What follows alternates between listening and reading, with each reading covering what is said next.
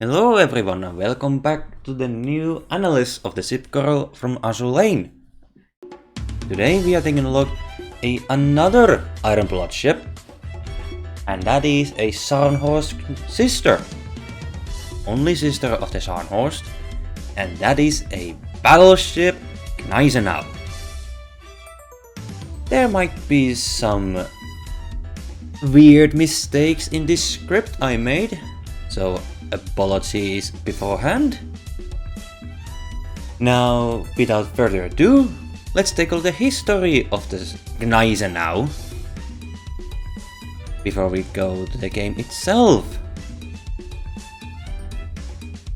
In 1930, the Treaty of Versailles was preventing German Navy to build new and effective warships. However, that changed in 1934. Naval rearmament program was ordered, and in 1935 Scharnhorst was laid down, but she was not alone. Her sister Gneisenau was also started laid down. She is main focus on this story. She is identical to Scharnhorst. Between 1935 and 1938, she was launched, fitted with 928 cm SKC 34 guns, mounted in 3 triple turrets, 15 cm SKC 28 guns, 16 10.5 cm SKC 33 anti-aircraft guns, and numerous smaller anti-aircraft guns. Belt armor 350 mm thick and deck armor 105 mm. Some reason Gneisenau had more deck armor than Scharnhorst, but I don't know. She was then commissioned in 1939, before the war started. Thanks to robust propulsion system and 12 high pressure boilers, her speed reached 31.5 knots. 31.5. That is closely in car speed 59 kilometers per hour. Accurate is 58.3 kilometers per hour. She can perform hit and run tactics with Scharnhorst, despite her guns might have been small for a battleship, but fast rate of fire and excellent performance are enough for her.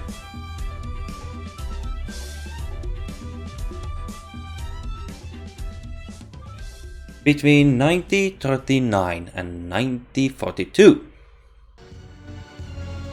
Gneisenau and Scharnhorst were ordered to disrupt the supply lines. Invasion to Norway in Operation Weserbank. They sank aircraft carrier HMS Glorious and 2 escort destroyers. After that, Operation Berlin, which happened between January and March 1941, under the command of Gunther Lutyens, raiding 22 sunk or captured ships, 115,000 cross-registered tons in this operation. Then the daring and notable Operation Cerberus. In February 1942, in history easy known Channel Dash, from Brest in France to Germany, where Scharnhorst, Gneisenau, heavy cruiser Prince Eugen, and other German ships were part in this. This was heavy blow to the British. In 1941, in Kiel, British Royal Air Force dropped an armor-piercing bomb to Gneisenau, detonating and causing severe damage to front turret. This damage took Gneisenau out of operation service indefinitely. Air attacks continued, and damage taken toll to make any progress. The decision to decommission Gneisenau happened in 1943. In March 1945, the battleship was scuttled in Copenhagen, present-day Gdynia, Poland. In the face of the advancing Soviet army to prevent her from falling into enemy hands, and completely broken up and ultimately demolished in early 1950s. That was the history of the Gneisenau. Now, let's take a look of her in the Azur lane, how she works.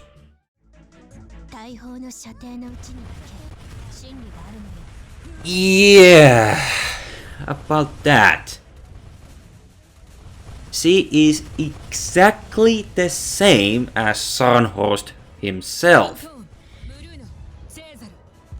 Health, it is maximum 7,632, firepower 371, torpedo stats 156, anti-aircraft guns, anti-air defense exactly 253, reload is 160, evasion 40, armor is medium, speed is 31, accuracy 68, and oil cost is 13.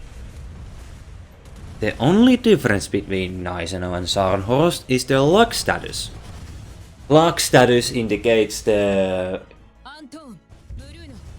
just small calculation probabilities about doing some critical damage. And Gneisenau's luck stat is higher than Sarnhorst. Although Gneisenau took some heavy blow from the armor-piercing bombs from the air forces, her luck is 64. While Sarnhorst is 31. I don't know which one is luckier, because Sarnhorst managed to get back to the action before the North Cape battle happened, while Gneisenau was stuck in port trying to get repaired, but the air attacks make that thing impossible to complete. So yeah, really fair game. However, when it comes to the skills, there is some really interesting one. The Battle Buster is the first one. Increases this ship's firepower by 25%. 25%! You know, I jabbed about this a few days ago, and it made me think about it that if you gave weaponry to Gneisenau that can give maximum firepower from main guns, maximum firepower from secondaries, small amount of firepower from AA gun, and some insane amount of firepower stats from auxiliary guns, you can actually pump Gneisenau's firepower stats really high with just 25%. She might actually go toe to toe with the ultra rare ships once. with the high firepower stats. Unfortunately, her armor and low health really makes her easy to take down in PvP. However, if you take her to the main campaign, she might actually do some nice damage. That only depends what kind of armament she carries and auxiliary weapons. Well, auxiliary weapons is secondaries, but auxiliary equipments, I had to say. If those are some heavy hitters that can increase firepower really high, Gneisenau will perform really well with the high firepower status. Next up is her torpedo launch. Every 20 seconds fires 3 torpedoes towards the enemy. Damage is based on skill level. However, thanks to the augments modules that has been now added to the game recently, Gneisenau's augment module increases her torpedo launch to the better way. Every 20 seconds fires 12 acoustic torpedoes forwards. Increases this ship's and your Ironblood's cruiser lights and destroyers damage dealt against CVs by 10%.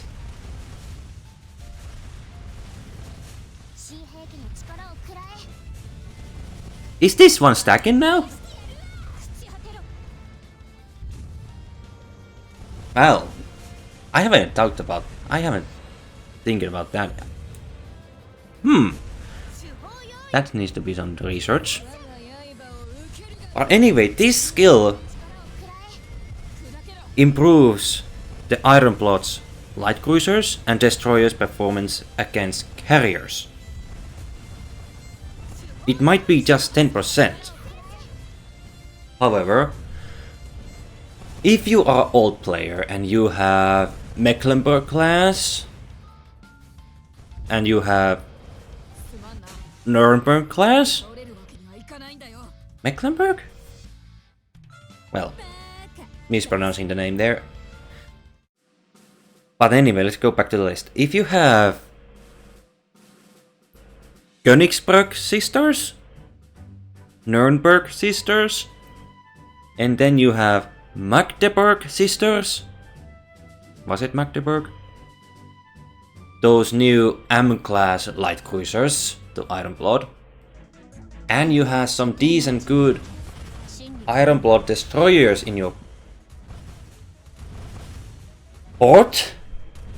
You can actually do some really good front lines. Vanguard fleet against carriers. After all, the higher you go with the main campaign, there are enemies that are actually carriers.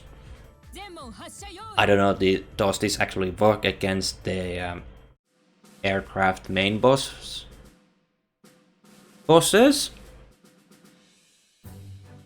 But if it does, you should actually capitalize with this skill. Her AA can actually survive a while, but the higher you go, you need to actually get the better ships to survive against a better opponents the higher you go in the main campaign. But overall, if you want to get the ship, you can get her in Divergent chessboard, Cerso of Iron and Blood, and Universe in Unison as before. Well, if you have the Gneisenau, I would guess you have actually checked her other skin. Was it Succubus Gneisenau? That skin is really hot. That is some Nami. Well, too bad my brain is not in the place today, but you get the point. Her skin is really nice. Maybe I should do this more often with the other ship girls in the future. Not just looking at her stats in the game, but also her art design and also her other skins too. And that is some really good one, that Succubus skin on the Gneisenau. And it's a 2D one, so there's some animations too. Really nice one. When it becomes to her personality, she is calculative one, but her opposite version of Meta is brutal. Really wants to beat things up, I think, but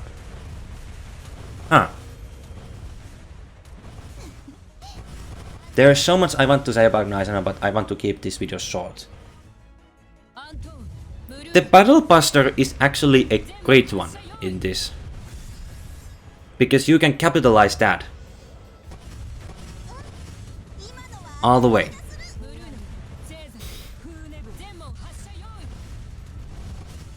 I guess we have now come to the end of this video, because this is all I can manage to say, because I have other ship girls to go through. Now, what are your thoughts about Gneisenau? Not about just her historical background, but also her performance, her art style.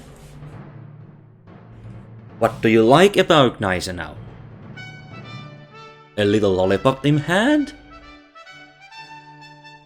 And also her skin, Succubus one, really good one.